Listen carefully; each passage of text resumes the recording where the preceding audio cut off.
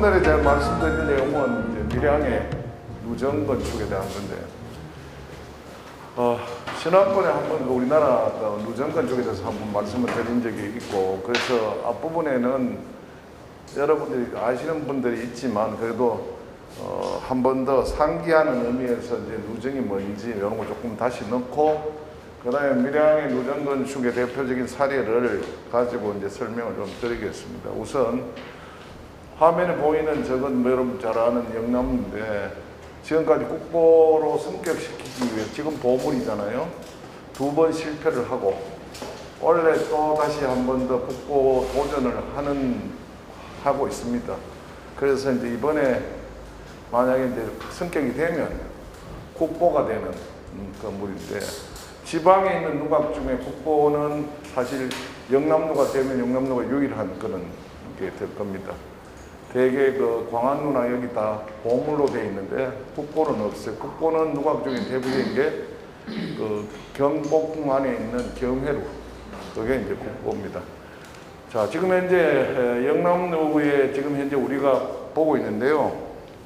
여기 보면 이 면이 배면입니다. 이게 사실은 우리가 여기 정면처럼 생각하지만 이 영남루의 정면은 어디냐?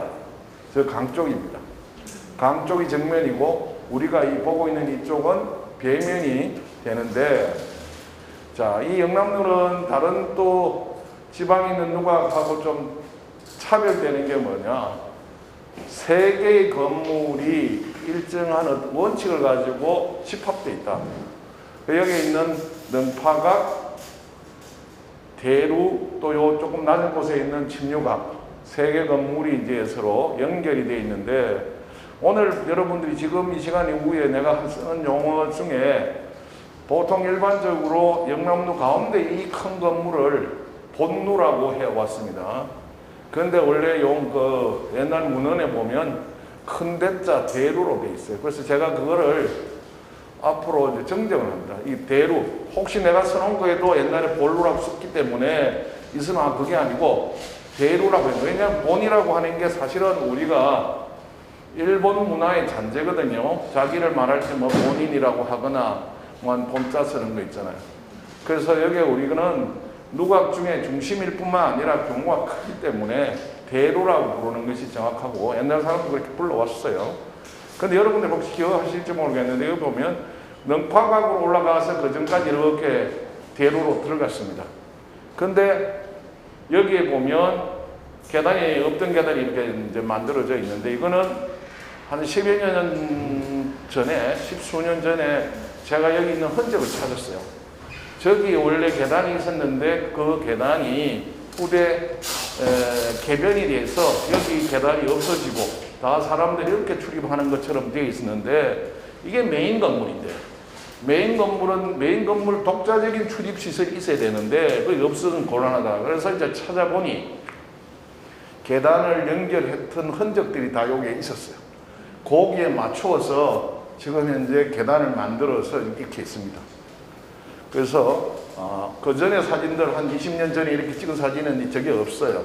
대개 능파각 쪽에서 이렇게 올라가는데, 능파각에 깔아놓은 돌도 자세히 보면 여기 있는 돌을, 여기는 다 새로운 돌을 주로 쓰고, 여기 쓰던 돌을 그 후에 이게 풀리면서 일로 가져와서 옮겨 쓴 돌들이 많이 있습니다. 그래서 지금 이렇게 원형에 가깝게 수리를 했다 하는 거고, 또 하나는 침류각인데, 침류각이 사실은 원형을 많이 훼손한 상태였는데, 그것도 한 10수년 전에 원형을 찾아서 지금처럼 복원을 한 겁니다. 그래서 여러분들이 보기에 영남루가 변화가 없는 것처럼 보여도 사실 그 안에 변화가 많이 있다 하는 것을 말씀을 드리고, 자, 일단 오늘은 이런 누각과 그런 밀양의 정자에 대해서 말씀을 드리겠습니다. 자, 뭐 누정이라고 보통 우리가 통칭하는 말은 누각 정자의 약칭인데요. 그래서 우리가 지난번에도 한번 그런 말씀을 드린지 모르겠는데, 어디 문화재를 담당하는 공무원이 누각 정자를 한번 찾아보자 해서 그 정자 중에 또 가치가 있는 거는 문화재로 한번 지정해보자 해서 뭐를 검색으로 적어넣었나, 아마 정이라는 걸 해가 검색을 다 했어요. 그 정이 검색이 되겠죠. 근데 우리는 건물 끝에 명칭이 정이 더하면 뭐 오련정, 무슨 오년정 하듯이 정자가 다 정자냐? 그렇지는 않습니다. 우리가 그 착각을 하는데, 그래서 그런 다른 말은 뭐냐? 정자의 기능이 다양하고 상당히 성격이 복합적이다. 그래서 정하면 우리가 쉽게 알고 풍류를 적고 한 그게 다 정은 아니다는 거예요. 그죠? 우리가 많은 정이 좀 뒤에 우리가 설명을 하겠지만, 그래서 우리가 밀양에 가면 누정록이라고 하는 책이 있어요. 이렇게 누정록이라고 옛날부터 나오는 책이 있는데, 거기에 보면 어디까지도 누하고 정의 범위에 넣은 하마, 이 누는 당연히 들어가겠죠. 영남누 붙인 누로 끝나는 거, 정으로 된 거, 당으로 된 거, 대로 끝난 거, 경토대 붙이는 대로 끝나는 거, 무슨 각으로 끝나는 거, 무슨 선으로 된 거, 전부 다 이게 누정의 범위로 조선시대 사람들이 생각을 했던 거예요. 요새는 그걸 다 빼고 끝에 당이나 대나 닭이나 헌 이렇게 붙은 거는 누정이 아닌 걸로 알고 누나 정으로 끝나는 것만 누정이다 이렇게 생각하는 오류가 있는데, 사실은 그렇지 않고 누와 정이라고 하는 개념은 상당히 포괄적이고 넓다 하는 것을 좀 기억하실 필요가 있고, 누가 됐든 정이 됐든 간에 결국에 그 기본 핵심은 자연 속에 머무르기 위해서 짓는 거거든요. 자연 속에 머무르면서 자연을 감상하고, 자연을 감상한다는 것은 자기 심성을 도여하는 겁니다. 자연 속에서 자기 심성을 도여하는 목적으로 이런 건물들을 지었다 하는 것이죠. 그래서 보면 주로 이 누나 정이 뭐 하는 데 쓰였나? 아마 정신을 수양하는 장소, 그 다음에 교육하는 곳, 문학이라는 이런 창작하는 곳. 영남루 같은 경우에는 영남루 시단이라는 게 있었어요. 영남루 시단이라는 게 있어가지고 거기서 작품 활동을 하고 시도 짓고, 그래서 지금도 우리 검색을 하면 수천 편의 영남루를 소재로 하는 시들이 있는 거예요. 그럼 여기에 그것만 있는 거 있겠죠. 진주 촉성루 가면 있겠죠. 또 평양에 가면 유명한 부병루가 있습니다. 부병루가 있어요. 그래서 한문학 하시는 분하고 저하고 조사를 해봤어요. 전국의 누 중에 가장 많은 문학 작품하고 연결되어 있는 누는 어떤 거냐 해보니까 부병루가 1등이고 탁월하게 1등이고, 그 다음 2등이 뭐겠습니까? 우리나라에서 영남루. 영남루는 뭐 남한에서는 1등입니다. 전국으로 치면 부병루에 밀리지만, 그만큼 이 누라고 하는 것은 그 안에서 이 문학하는 사람들이 시도 짓고 작품 활동을 하는 곳이기도 했다. 그럼 무슨 이 시작을 하는 동아리가 있으면 그 동아리들이 뭐 영남루에 가서 모여서 그 시를 짓고 서로 돌아가면서 읽고, 그러면서 좋은 시는 남겨서 판각에, 지금도 영남루에 가면 안쪽에 이렇게 시판이라는 게 걸려 있습니다. 수십 개가 다 그렇게 해서 남겨지는 거거든요. 거기에 걸리지 않았지만 개인적으로 자기 쓴 걸 자기 문집이라고 하는 책에 남겨놓으면 그걸 요새 검색하면 아, 이 사람이 언제 영남루에 와서 쓴 것이구나 하는 것이 이제 검색이 되는데, 자, 그런 장소, 그리고 문학 창작의 장소이기도 했다는 거죠. 자, 그런데 건축 배경을 한번 보면 말한 대로 자연에 머무르고 인격을 도여하는 목적이 있는데, 그때 조선시대 사람들, 특히 우리나라의 무정은 조선시대 사람들이 많이 지었으니까, 자, 육아와 도가 철학, 즉 말하면 노장 철학이라 하는 거죠. 노자와 장자 철학하고, 그 다음에 유학, 뭐 육아 사상, 뭐 유교, 다 같은 말인데, 그거를 공부하는 그 관련 있는 철학자들이 거기 이 누정을 특히 좋아했다는 거예요. 특히 짓기를 좋아했고, 그래서 뭘 하고 싶었냐 하면 신선이 되고 싶어 했다는 거예요. 그런 데서 살면서. 그래서 원래 중국의 기록에도 보면 누를 짓는 목적은 높이 지어서 신선하고 만나기를 희구하기 위해서, 거기에서 이렇게 아주 신선하고 만나봤으면 하는 그런 욕망, 막 그런 것들이 누를 짓게 된 배경이기도 합니다. 자, 그래서 이제 결국에는 동양의 뭐 철학에서 보면 자연보다 인간이 적은 거잖아요. 자연의 이론이 인간이고, 그래서 항상 자연하고 함께 존재하기를 희구로 하는데, 그러려면 건물 자체도 자연과 호흡을 해야 되니까 대개 누나 정 보면 개방적인 건물이죠. 폐쇄적인 게 아니라 다 밖으로 향해서 열려있는 그런 건물들이 많은데, 그것은 이 건물의 건축 배경하고 관련이 있다 이렇게 이야기를 할 수 있고, 그 다음에 정자는 누정을 크게 한번 억지로 한번 나눠볼 하면, 정은 개인적인 목적이나 용도가 강하고, 그 다음에 누라고 하는 거 있잖아요. 우리가 경복궁에 있는 경회로 gun근, 그거는 거기에 인간과 신하들이 어떤 특별한 목적의 연애를 하거나 회를 모임을 하거나 할 때 쓰는 거죠. 영남도도 마찬가지입니다. 이게 어떤 개인이 지은 것이 아니고 요새로 말하면 밀양씨가 지은 거거든. 당시 밀양부가 지은 거거든. 그래서 관적인 관영 건축이죠. 그래서 공적인 성격 자체가. 그래서 여기는 영남대 뒤에 사진을 좀 보면 아시겠지만은 각종 연회들이 있습니다. 그러자마자 밀양부사가 새로 도임했다, 왔다. 그러면 밀양부사를 환영하는 것, 또 나가는 이제 임기를 마치고 가는 사람 환영하는 행사라든지 어떤 공식적인 의례를 어디서 많이 했겠습니까? 루라고 하는 곳에서 많이 했다 이렇게 볼 수 있고, 또 한편으로는 우리가 오련정이든 뭐든 이런 정에서는 결국 그 장수유식이라고 해서 자기를 닦고 수양하고 그 다음에 학문을 하고 제자를 기르고 하는 이런 그 정신의 수양과 교육의 용도로도 이 누정이 쓰였다. 자, 그래서 그러다 보니 결국 저 건축의 주역은 누구냐? 현재 지금 뭐 정말 고급 관리로 나가 있는 사람들은 지금 현재 지을 수가 없는 것이고, 대개 은퇴한 선비 관리, 얘가 이제 정계나 뭐 요새 말하면 그 고급 관리로서 있다가 퇴역한 사람, 물러난 사람들, 이런 사람들인데, 여기 처사라고 한 거는 뭐라고 의미냐면 공부를 열심히 한 사람인데 벼슬을 하지 않은 사람. 대표적인 사람이 누구냐면 경남의 유학자 중에 남명조식 같은 사람.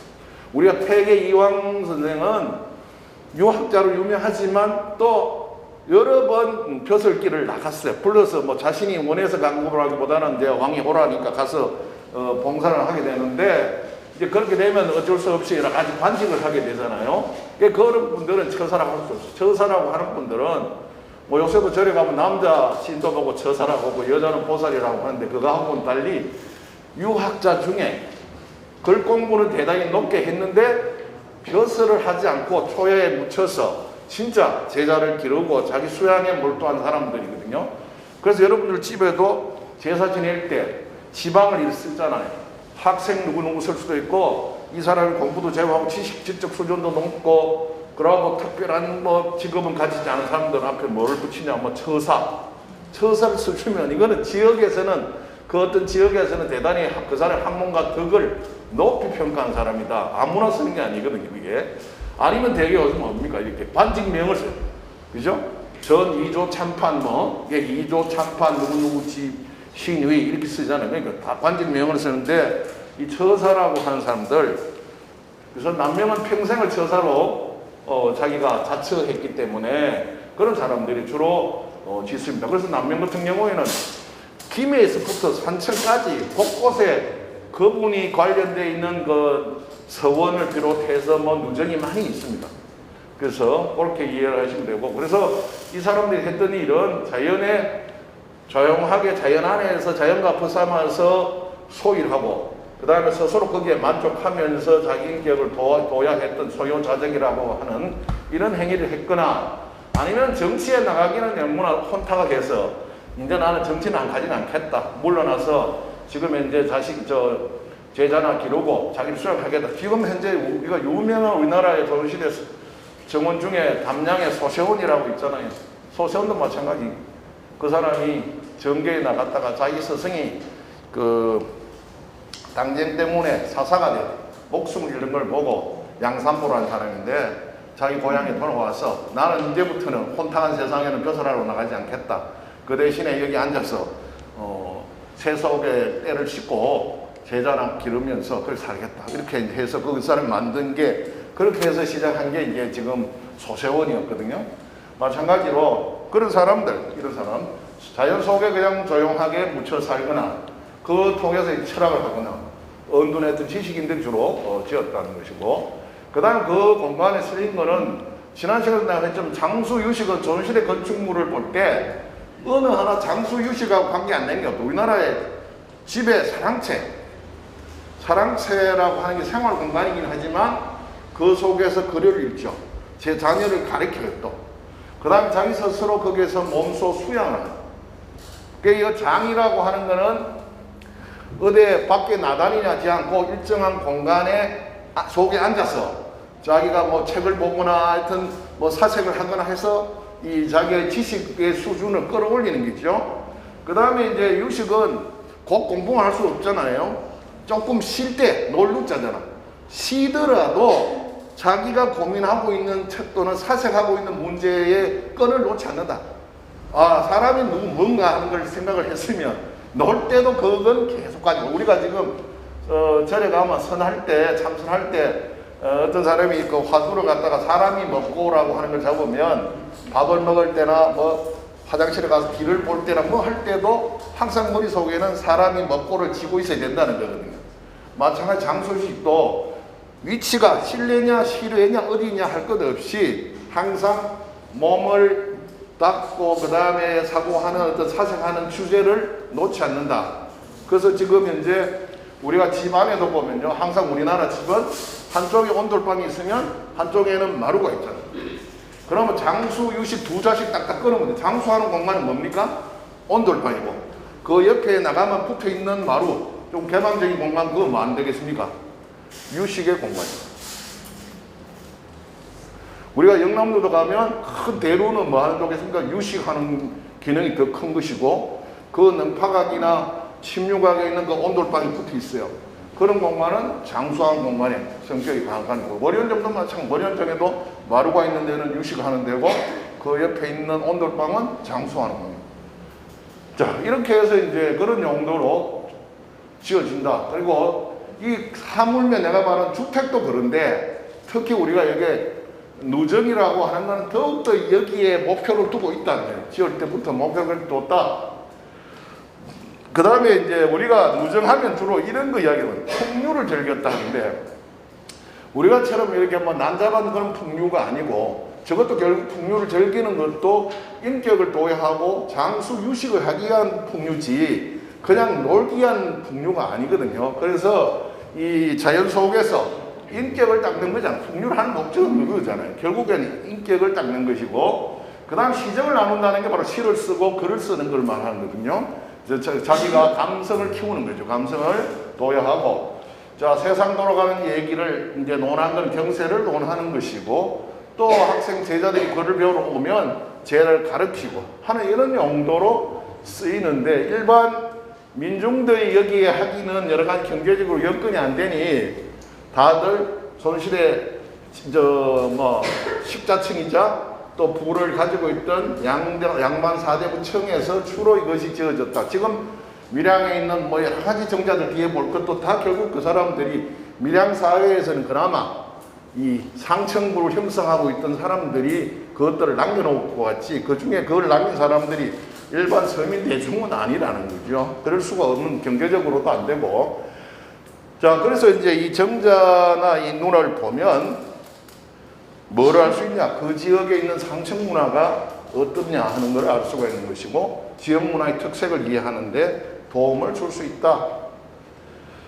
자, 그 다음에 이제 특히 우리가 조선시대에 그 당쟁이 심할 때 이런 각박한 현실을 갖다가 벗어나서 사람들이 추구했던 거는 뭐냐면 자연 속에 돌아가는 건데,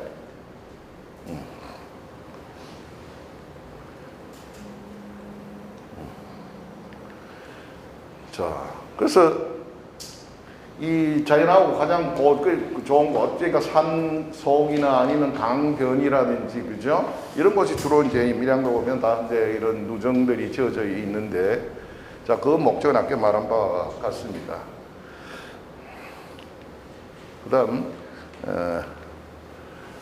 자, 그래서 이제 그 우리나라 이제 그 누정의 특징을 보면 밀양도 뭐 여기에서 크게 벗어나지는 않는데, 우선 누정의 가장 특징은 우리나라 전통적인 경관의 특징을 누정이 다 가지고 있다 하는 거죠. 그래서 우리가 밀양의 뭐 영남로만 보면 밀양의 어떤 자연 경관과 건축물이 어떻게 서로 조화를 이루고 있는지를 우리가 보여주는 것이고, 결국 그 내용은 사람이 지은 건축물과 자연의 경관이 하나가 되기를 원하는 데 있는 거죠. 결국에는 이 건축물들이 다 인공물들인데, 인공물이 자연 속에 그냥 녹아 들어가서 하나가 되기를 원하는 그런 모습으로 지어졌고, 그래서 결국에는 안과 밖이 하나, 그러니까 언제든지 뭐 방이든 마루에서 열면 내가 몸은 건물 안에 있는데 외부와 늘 뭐 바람도 통하고 여러 가지가 소통될 수 있는 곳에 아니 영남로 같으면 특히 대로 같은 경우에 창호 하나도 없어가지고 그냥 마루 위에 앉아 있으면 결국 외기하고 그대로 다 소통이 되는 곳인데 자 그렇게 되기를 원한다는 것이고 그 다음에 경관의 초점에 누정이 있다. 그러니까 경관상 그 진짜 포인트가 되는 지점에 정이나 누가 다 자리하고 있더라고 하는 것이죠. 자 그러면 이 누나 정이 그 어떤 포인트에 딱 들어감으로 해서 더 그 경관이 더 살아나야 되는 것이고 또는 누 안에서 사람이 뭔가 밖으로 볼 때 초점이 있어야 되잖아요. 그래서 누나 정 안에서 사람이 앞을 바라봤을 때 자기들이 목표하는 경관이 형성이 돼야 돼요.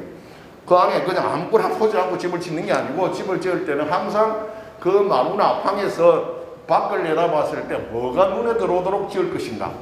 그걸 우리가 이제 용어로 안대라고 안대. 눈한자가 아니고 정말하면 눈앞에 펼쳐진 경관. 그걸 우리가 한자말로 안대라고 하는데 눈한자는 아닙니다.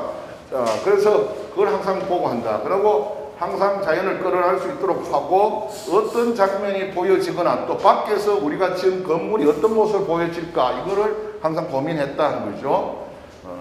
그리고 이제 이게 제일 밑에 있는 여러 장면으로 나눈다는 것은 영남로에 한번 올라가셔가지고 대루에서 이렇게 보면 기둥이 착착 있는데 기둥 사이로 저 남천강 쪽을 바라보면 남천강의 장면이 기둥 하나하나 사이로 탁탁 잘려가지고 있어요. 만약 영화 필름 한 장 한 장처럼 그러면 기둥이 이렇게 여러 개가 있으면 그 기둥 하나 사이에 하나의 장면이 있고 또 옆에 있는 기둥 둘 사이에 또 하나의 장면 이게 연속되는 모습을 보인다는 거예요. 그래서 마치 병풍을 처음 펴놓은 것처럼 그런 장면으로 연속적으로 다양한 장면이 보이도록 의도한다는 겁니다. 자, 그리고 이제 유형은 산수 누정은 자연 속에 있는 겁니다만, 그죠? 물이나 산에 가까이 위치하는 게 있고, 그 다음에 원림 누정이라고 하는데, 원림은 우리는 잘 안 쓰는데 요새는 또 우리나라에 이게 원래 중국 용어인데 요새는 또 우리나라 학자들도 저 용어를 많이 쓰는데 이 원림은 우리말로 굳이 옮기면 정원이라고 합니다. 정원. 우리가 인공적으로 우리가 조성하는 정원 안에 짓는 누와 정이라는 뜻입니다. 그러니까 자연 속에 있는 거. 우리가 뭐 월연정이라든지 이런 거 다 산수 누정이고, 그죠? 산수 누정이고. 우리가 창덕궁에 가면 예를 들면 우리 궁궐에 창덕궁 가면 뒤에 여러 가지 누가 있고 정자들이 있는데 그런 거 다 일부러 어떤 그 정원을 조성해 놓고 그 안에 짓는 건 원림누정에 속합니다. 우리 지금 현재 지방에서는 좀 우리나라는 보기가 힘들죠. 그러니까 큰 관청이나 궁궐 등에 위치하는데 중국에는 개인 집에도 이렇게 된 집들이 많이 있어요. 원림을 잘 가지고 어디 가면 여러분들 중국 나중에 이제 이게 코로나가 끝나면 소주 같은 데 가시면 집이 큰데 한쪽은 생활하는 공간이 있고 그 한쪽 옆에 큰 원림을 만들어 놓고 거기에 누화성을 엄청나게 지어놓은 그런 집들이 있습니다. 나중에 소주에 가서 한번 보시면 되는데 자 우선 산수누정에는 특징이 뭐냐? 착용한다. 우리나라나 동양에서 경관을 우리가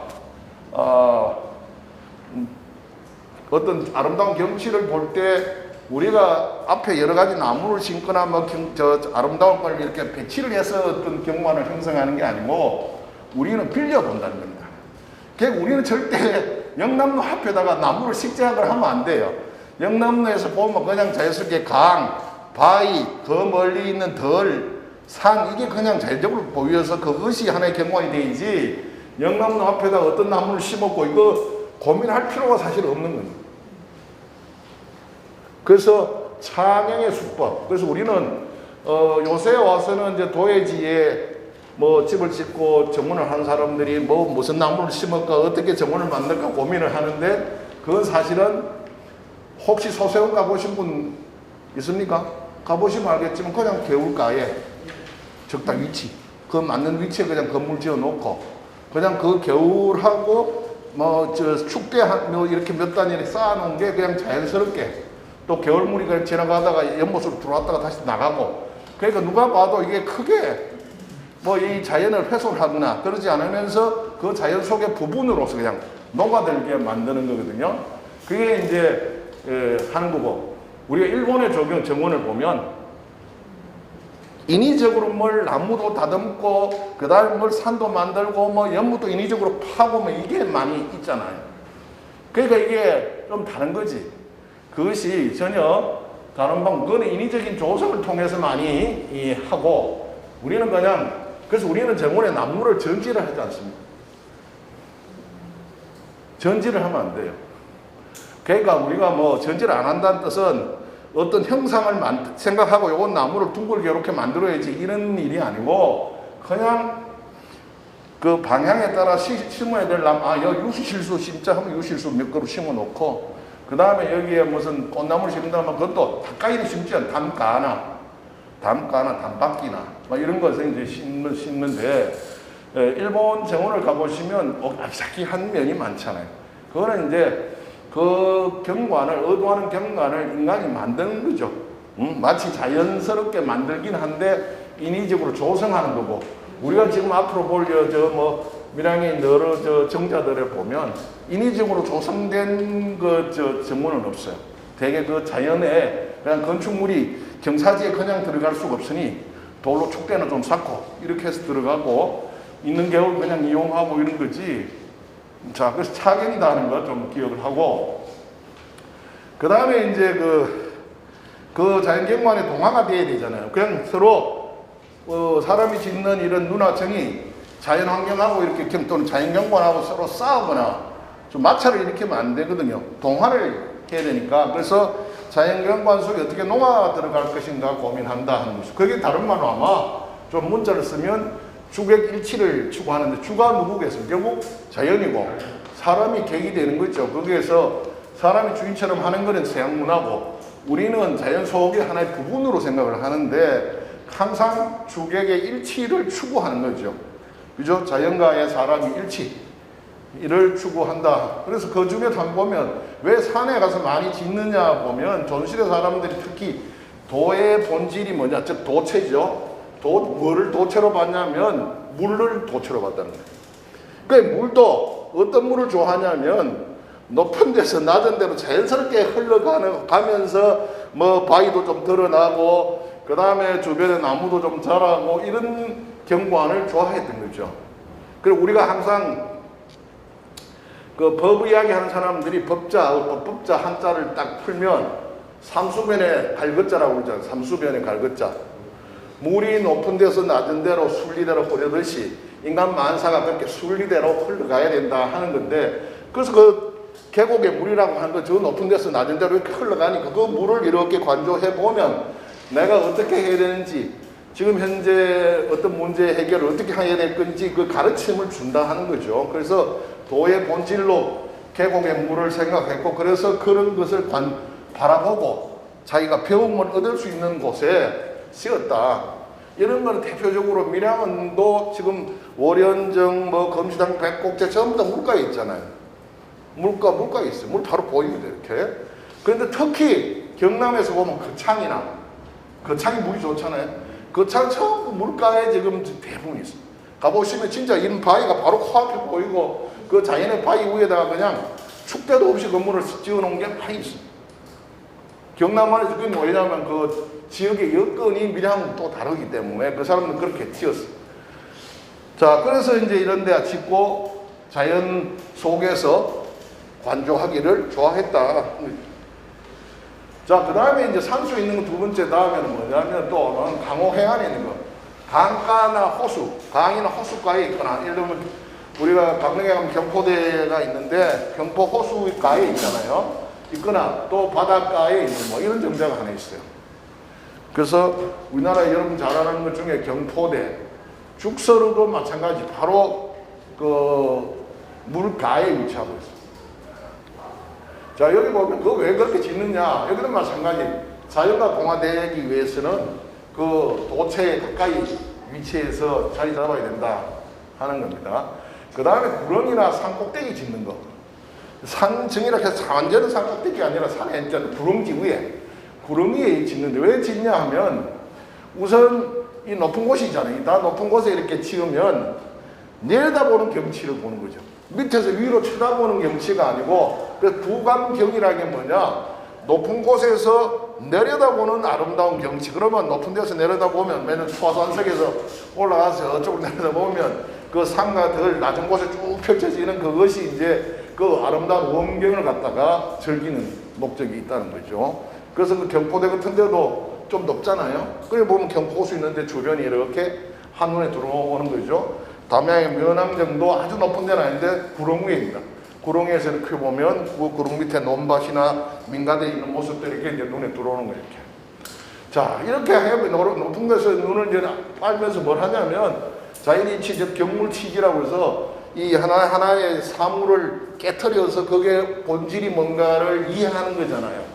그래서 자연의 이치가 뭔가를 깨닫고, 그 다음에 이제 결국 목적은 천임, 심성이 하밀이 천은 자연이고, 인간이 서로 그걸 통해서, 관조를 통해서 화합이 되고 하나가 되기를 희구하는 뜻에서 구릉이나 산정에 짓기도 했다. 밀양에는 그나마 조금 요게 해당 유사한 게 뭐냐면 오연정이 그나마 조금 올라가 있고 대개는 이렇게 올라간 게 잘 없어요. 그죠? 그 다음에 원림의 누정은 아까 말한 대로 정원 안에 누정을 지어 놓은 겁니다. 우리가 경복궁이 아니라 창덕궁 안에 있는 후원, 다 이 여기에 속합니다. 자, 그래서 여기 보면 그 관청이나 궁궐 같은 데 아까 내가 있다고 그랬죠? 근데 관청이나 궁궐에 일하는 사람들은 이제 다 어떤 제 목표를 가지고 일을 하다가 일을 하면 또 쉬는 시간이 있잖아요. 그러면 열심히 일하고 쉴 때 뭐를 이용하냐면 눈화청에 가서 이완을 하는 거죠. 완전히 이제 긴장되고 한 상태를 이완하고 다시 에너지를 충전하고 또 사색을 하고 하는 공간으로 이 누정을 이용한다는 거예요. 그래서 이 원림 속에 있는 것도 다시 나누면 건축물에 붙어 있는 것, 건축물하고 가까이 붙어 있는 것, 지당은 목가에 지어놓은 누정, 인공적으로 못을 파고 거기다 지어놓은 거. 우리 지금 밀양이 어디 가면 이걸 속하냐면 어변당이라고 하는 게 있어요. 어변당. 어변당은 못을 일부러 파고 목가에다 이렇게 지어놨어. 그 다음 계류형은 물을 이렇게 흘러가는 물길을 만들어 놓고 물길 가에다가 정자를 짓는 겁니다. 그 다음에 구릉 조금, 이 창덕궁 후원에 가면서 지금도 여러분들 지금 좀 이따가 스마트폰에 창덕궁 후원을 한번 쳐보면 이런 관련 정자들이 많이 지어져 있어요. 지금도 현재 많이 있습니다. 자, 그 다음에 산림형도 마찬가지 숲이 이렇게 우거진 산 속에 짓는 겁니다. 그게. 자, 그게 산림이지만 결국에는 창덕궁의 영역 안에 있는 거죠. 영역 안에 있는 거죠. 자, 이렇게 이제 종류 있다. 그러면 지금 현재 우리 그런 기본적인 어떤 걸 가지고 밀양의 누정 같은 건 어떤가 하는 거 보면 지금 많이 없어지고 현재 한 150여 개 정도 있는데 지금 오늘 소개할 건 대개 문화재로 지정된 겁니다. 문화재로 지정이 돼서 보존을 하고 있는 것들인데요. 이보다 과거에는 더 있었을 것 같은데 뭐 기록에는 나오지만 현존하지 않는 게 너무 많고 또 지금 현재 남아 있어도 관리를 잘못해서 뭐 진짜 엉망진창이 된 건물들이 많이 있습니다. 자, 그래서 여기에 이제 우리가 보면 밀양을 대표하는 영남로를 비롯해서 여러 이제 정자를 살펴볼 건데 거기에 요게 여러분들 잘 안 본 글자가 이 조역이라고 하는 글자인데 저기 조자가 지을 조자죠. 그 영자는 우리가 흔히 말하는 경영한다는 영자입니다. 그건 무슨 말이냐면 조선시대까지 우리가 건축이라는 용어가 없었어요. 그럼 건축이란 뜻을 갖는 한자말이 뭐였나 하면 조영이라. 저걸 반대로 써도 돼. 조영이라고 불러도 되고 반대로 하면 영조가 되죠. 그 영조라 해도 돼. 그러니까 조선시대에 여러분들 실록에 지금도 스마트폰에서 다 검색할 수 있는데 건축이라고 쳐보세요. 단어 하나도 안 나와요. 그 단어를 몰라. 건자 축자는 알지만 그걸 붙여서 하나의 뜻으로 집을 짓는다는 뜻으로 쓰질 않았어. 그럼 그때 그 사람들 뭘 했나? 조영 또는 영조라고 했다. 그래서 제가 쓰는 거는 조선시대 쓰는 용어를 그냥 그대로 쓰고 있다 생각하십니다. 옛날에 그랬었구나. 그래 건축이라는 용어는 서양 문화가 이제 동양에 들어오면서 제일 먼저 개화를 한 일본에서 건축가를 동경대학에 만들어야 되겠는데 무슨 과 이름을 뭐로 할까 하다가 처음에 이름이 뭔지 압니까? 건축과가 아니고 조가학과, 집을 만드는 과, 조가, 집가자, 만들 조자, 집가자. 그러다가 그걸 쓰다 보니 또 이상한 거예요, 이게. 그래서 일본 사람들이 건자, 그러니까 세운다는 건자와 쌓는다는 축자를 갖다가 따와서 건축으로 하고 그 의미를 지금의 우리가 알고 있는 건축의 의미를 거기다가 부여를 하고 그럼 그때부터 동경대학과가 이름이 건축과가 된 겁니다. 그게 이제 중국, 한국에서 그 단어를 계속 받아 쓰면서 우리가 흔히 건축하면 아 이런 거지 알지 그 전에는 그 단어 자체가 존재하지 않아. 건자와 축자는 있지만 자 그래서 우리가 여기 이제 그 배경이나 이런 걸 이제 알아볼 필요가 있는데 우선 여기에 중요한 걸 이렇게 오늘 뭐 언급할 거를 이렇게 제시를 했는데 보면 누가고로는 뭐 머리만 영남누 그죠? 자 보물 147호로 지정이 되어 있는데 한때 해방 후에 한때 잠시 북보로도 갔던 적이 있습니다. 왜 그러면 북보로 갔었나? 일제 식민지 하에서 일제는 우리나라의 귀한 문화유산을 국보로 지정해 주질 않았어요. 자기들 나라, 지금 섬나라 안에 있는 거는 보물도 있고 국보도 있고 이렇게 지정을 했는데 식민지에 있는 거는 격을 하나 낮춰야 돼요. 그래서 여기는 국보가 있을 수 없어요. 제일 격이 높은 게 뭡니까? 보물입니다. 그래서 이제 1945년 해방이 되고 48년에 정부가 딱 수립이 되니까 야 우리도 국보를 만들어야 될 거 아니냐.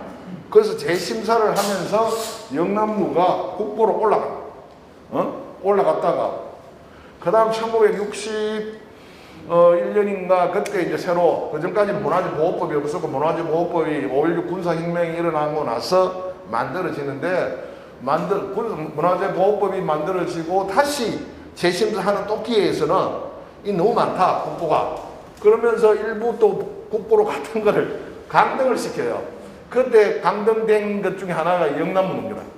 그 국보로 그대로 유지하죠. 지금도 국보인데 그때 강등이 돼버려서 지금 보물로 근데 보물로 보면 번호가 4개 지금 뭐 상당히 수천 번까지 갔어요. 그런데 147번이라는 거는 이게 별 의미가 없고 그냥 순서대로 붙이는 겁니다. 자, 근데 상당히 빨리 보물이 됐다 하는 거는 사실이거든요. 자, 그러면 이제 언제부터 영남루 있었나 여기에 보면 우리가 창건한가는 통일신라인데 1844년은 왜 그러냐 지금 현존하는 건물에 그때 중건하신 것이기 때문에 그래서 우리가 아까 국보 2동나씩 떨어졌다는 이유가 왜 그러냐 나이가 적다는 거야. 그런데 여기에도 어폐가 있는 게 그 서울의 경복궁 안에 있는 경회루는 우리보다 여기보다 한 22살 좀 적어요. 1865년인가 그때 경복궁 중건을 할 때 예? 대원군이 자기 아들의 왕의 권위를 내세우기 위해서 할 때 경회루를 새로 진 거예요. 그럼 나이가 20살 이상 적은 거는 궁에 있다고 국보를 시켜주고 지방에 있는 거는 가볍게 보고 국보를 안 시켜준 거야. 나이는 이때 나이를 쳐도 이게 훨씬 나이가 많은 거잖아. 그래서 지금 다시 한 번 더 그건 잘못됐다. 도전을 한번 해보자 하는 거고 이제 가을에 할 겁니다. 그러니까 이제 이거를 하려면 이제 여러분들이 이 영남루가 왜 국보감이 안 되냐. 영남루도 국보가 되어야지 하는 이제 운동을 해야 되는 거예요, 이게. 예, 시민들도. 그 다음에 이제 그럼 왜 통일신라냐? 지금 영남루 있는 자리가 원래는 절터거든. 영남살 하는 절자리란 말이에요. 통일신라 때. 거기에 그 절에 조그마한 누각이 하나 부속돼 있었는데 그냥 영남사란 절에 있었으니까 사람들이 그냥 영남루라고 부른 거라. 영남루로 그래 불러오고 그 다음에 거기가 지금 침유각쯤 있는 자리 있죠. 침유각. 거기쯤 있고 고개를 쭉 내려가면 옛날에 나루터입니다. 그러니까 배를 타고 밖에서 밀양을 들어오면 침유각 밑에서 내려서 이렇게 길을 타고 오르면 거기에 있는 소루를 거쳐요. 그러니까 그 누각에 잠시 쉬었다 가고 이렇게 했으니까 사람들이 또 거기서 보면 경치가 이렇게 남천강 경치도 좋고 하니까 시도 옳고 이렇게 했어요. 그래서 영남루란 이름으로 쭉 내려온 그 영남루는 영남사의 부속 누각이라는 뜻이죠. 그죠? 그래서 영남사의 작은 누각으로 이제 오다가 오늘날과 같은 영남로가 된 거는 1365년인가 지금 요새 말로 하면 밀양시장으로 김주라는 사람이 내려와요. 이 사람이 여기 시장 군수로 내려와서 야, 누각은 있는데 좀 작고 볼품이 없는 거야. 그래서 이걸 새로 고쳐줘야 되겠다. 요새. 그래서 자기가 이 시청에 그때는 목수가 딸려 있었으니까 그 늙은 목수를 심부름을 어디로 파냐면 진주에 가서 촉성루를 봐라. 촉성루가 그때 번듯하게 잘 지어져 있었어요. 그래서 여기서 진주까지 그 사람을 보내가지고 그 촉성루의 모습이나 여러 가지를 보고 이 사람이 옵니다. 그래서 그 사람이 다시 크게 고쳐진 게 최초의 본격적인 영남로. 그러니까 조선이 들어서기 전에 그랬단 말이에요. 그것이 이제 여러 번 소실되고 뭐 이런 문제를 겪다가 마지막 1842년에 불나고 2년 뒤에 다시 중건을 했으니까 1844년이 되는 것입니다. 자, 그런데 이 영남루라고 하는 거는 여기도 써놨지만 이런 식으로 오다가 영남사의 이름 따서 영남루를 하다가 나중에 조선 후기가 되면 지금 영남루와 천진궁이 있는 자리가 밀양 객사가 돼요. 객사라고 하는 것은 손님 객자, 집사자를 쓰지만 요새 말로 하면 객사하면 여관이야 호텔이야 이러죠. 그게 여관 호텔이 아니고 이 고을에서는 가장 격이 높은 거고. 왜냐? 객사에는 임금을 상징하는 골패와 전패를 모셔놔야 되기 때문에 그거를 모셔놓고 임금을 상징하는 건물이라. 그러니까 여기 임금을 상징하는 건물보다 더 높은 건물이 있을 수 없어요. 만약에 우리 여러분 잘 아는 지방 고을에 오늘날 시청을 옛날에는 동문이라고 그랬죠. 이 동문이야 그 지방에 내려와 있는 시장 군수가 업무를 보는 곳이 동문인데 그건 시장 군수가 보는 곳이고 객사에는 임금을 상징하는 건물이니까 이 격이 훨씬 높은 거죠.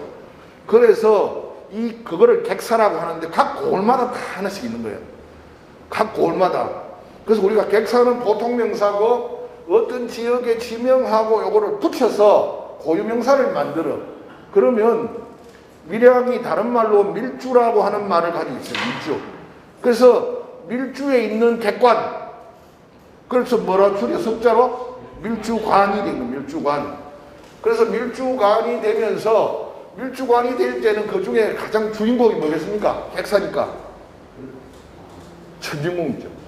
옛날에는 천진궁이하고 밀양 객사인데 나중에 50년대 당군을 승무하는 사람들이 그 용도가 끝나고 나니까 그거를 자기들이 당군을 승무하는 전으로 쓰겠다 해서 그게 천진궁이 된 거지 원래는 밀양 객사입니다. 그러면 그게 주인공이고 그것에 부속되어 있는 누각이 뭐였겠습니까? 영남로죠. 우리가 자꾸 영남로 하고 천진궁을 밀어내면 안 되고 사실은 천진궁이 주인이고 거기에 같이 천진궁의 행사가 있거나 뭘 할 때마다 그걸 뒷받침해주는 공간이 뭐였겠습니까? 영남궁. 자꾸 요새 거꾸로 생각하면 안 되는 거라. 그래서 밀주관에 부속된 누각이라는 거예요. 그 다음에 이제 월연정이 있어요. 월연정. 여기에 월연 이태라는 사람이 이제 지은 별서, 뒤에 나오는 별서라고 하는 거는 일종의 요새 말로 굳이 딱 같지는 않은데 여러분이 쉽게 이해하려고 하면 별장 하나 지은 거예요. 그러니까 서울서 내려와서 별장을 하나 지었는데 원래 이 월연정 있는 자리가 절터였던 거예요. 월영사라고 하는 절이 있던 자리예요. 그런데 조선시대는 어떤 사회죠? 숭유업불 사회. 불교를 억압하고 유학을 숭상하는 시대니 각 고을에 있는 이런 절들이 지금 영남로가 없어진 것도 마찬가지죠. 영남사가 없어진 것도 그런 사회의 변화 때문에 굳이 이 요새 지금 밀양으로 도심지에 그 절이 번듯하게 있다가 존재를 할 수 없고 폐사가 되어버린 거고 아까 말한 월영사도 그렇게 되고 그러니까 그 빈 땅이 있을 거 아니에요. 그 빈 땅을 이태라는 분이 접수를 해서 지금 말하면 월연정을 건립을 한 거죠. 무슨 말이겠어요? 지금 여러분들 잘 아는 저기 안강에 가면 그 해제 이은정을 모신 그 서원이 있어요. 옥산서원이죠. 옥산서원도 절자리고, 그 다음에 여러분 우리나라 최초의 서원, 소서원이 있는 자리도 숙수사라는 절이 있던 자리. 그러니까 이 사회의 주도 세력이 바뀌었잖아. 불교 세력에서 유교를 수봉하는 사람으로 세력이 바뀌면 그 불교 세력이 가지고 있던 절자리들이 다 폐허가 되면 그것을 유학을 하는 사람들이 들어가서 뭐 서원을 세우기도 하고 이렇게 정사로 쓰기도 하고 여러 가지 이렇게 바뀌는 거죠. 그런 데가 한두 군데가 아니에요. 자, 그래서 오련정이 그렇게 지어서 여러 임진왜란 때도 불타고 여러 번 피해를 봅니다. 그러다가 지금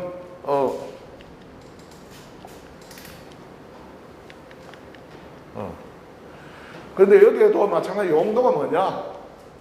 이태도 마찬가지. 당생이 그때 막 있을 때니까 이 내려온 거거든. 그걸 피했어. 그게 은둔이죠. 우리가 해제가 옥산서원을 짓고 옥산서원에 가기 전에 동락당이라는 건물을 지어가지고 홀로 이렇게 공부를 하고 제자를 길러요. 다 그 목적이 뭡니까? 은둔.